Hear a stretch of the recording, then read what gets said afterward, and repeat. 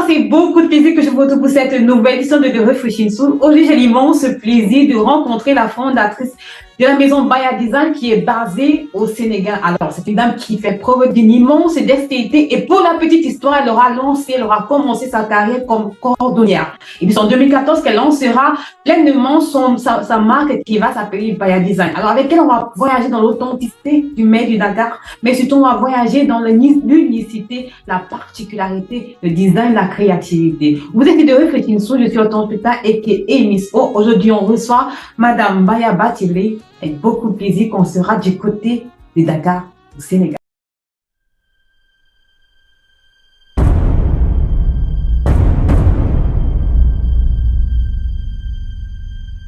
Au Sénégal. Comment vous allez? Je vais très bien. Et vous? Ah, super bien. Merci mille fois d'avoir accepté notre invitation. Je vous en prie. Et merci pour l'invitation. C'est un honneur de vous avoir. Alors, pour la petite histoire, on a découvert vos produits. On a découvert vos produits sur votre page Instagram qui sera affichée dans cette émission. Et on a adoré votre dextérité. On a adoré votre créativité. Et la question s'est posée de savoir qui est la femme derrière Baya Design.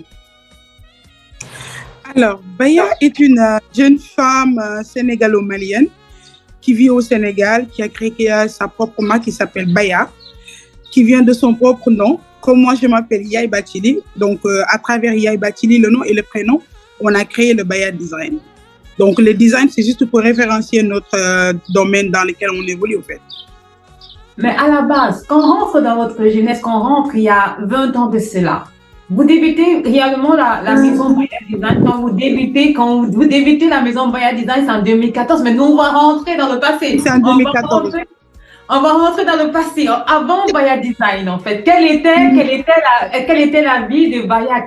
Quand vous êtes jeune, en fait, est-ce que vous voyez, parce que on sait que vous avez débuté comme dans la cordonnerie, en fait. Alors, d'où vient cet amour pour la manualité? D'où vient cet amour pour la fabrication, pour la modification, la modélisation, la customisation du textile?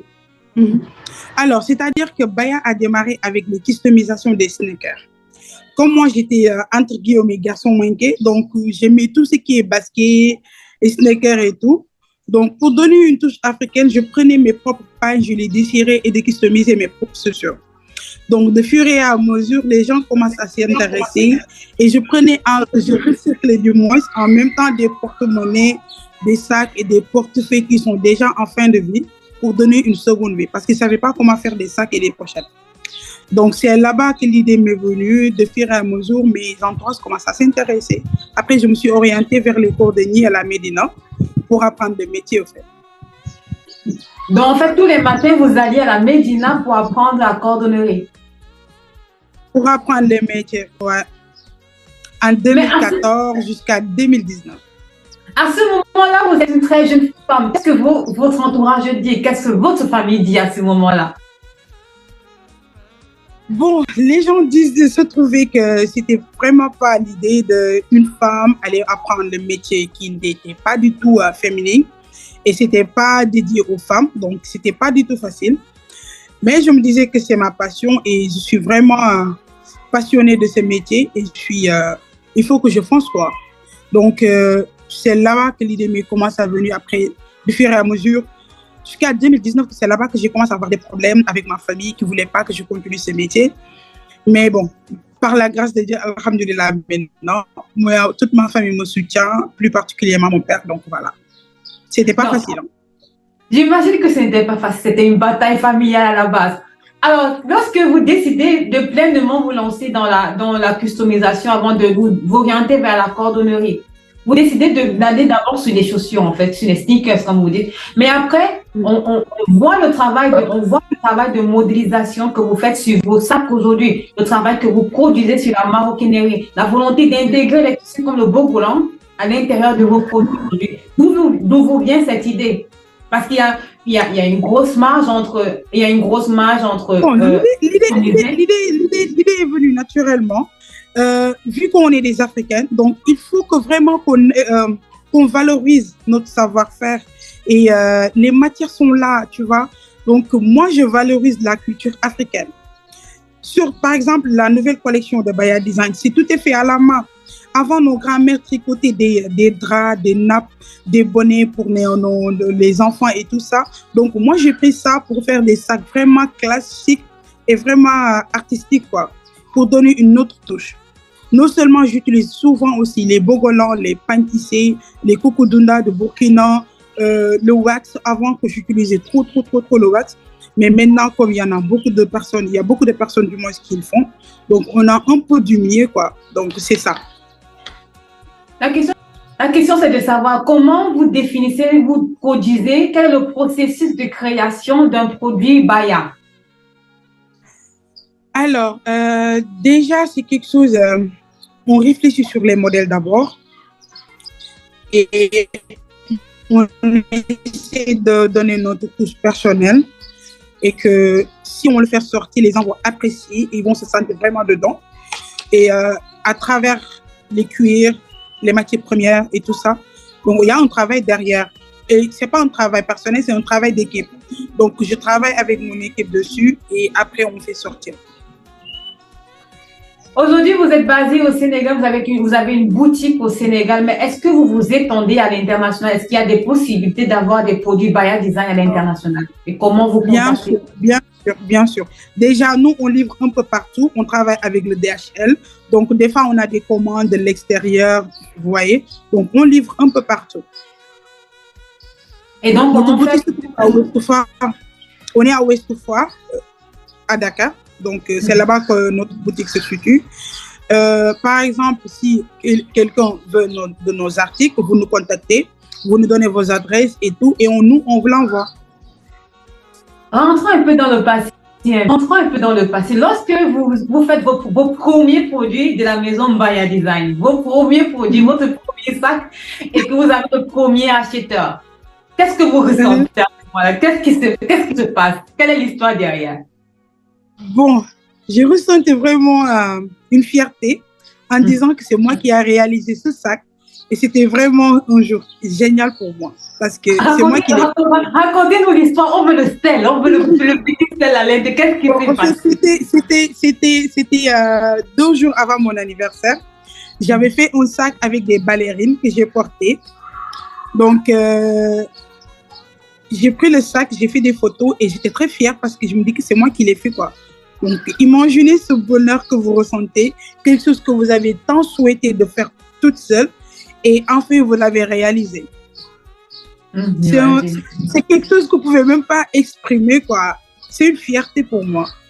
Et lorsque maintenant un client, une personne que vous ne connaissez pas, a souhaité faire un achat de votre produit, qu'est-ce qui s'est passé? Quelles ont été vos premières impressions lorsque quelqu'un justement décide de venir dans la boutique Baya et d'acheter un produit Baya Design? C'est une fierté parce que si vous voyez des gens maintenant qui viennent pour acheter la marque de Baya Design, ils y portent certaines achètes pour donner des cadeaux à des proches, à des amis, à des familles. Donc, c'est une fierté. C'est quelque chose que nous tous, on souhaite de faire. Vous voyez?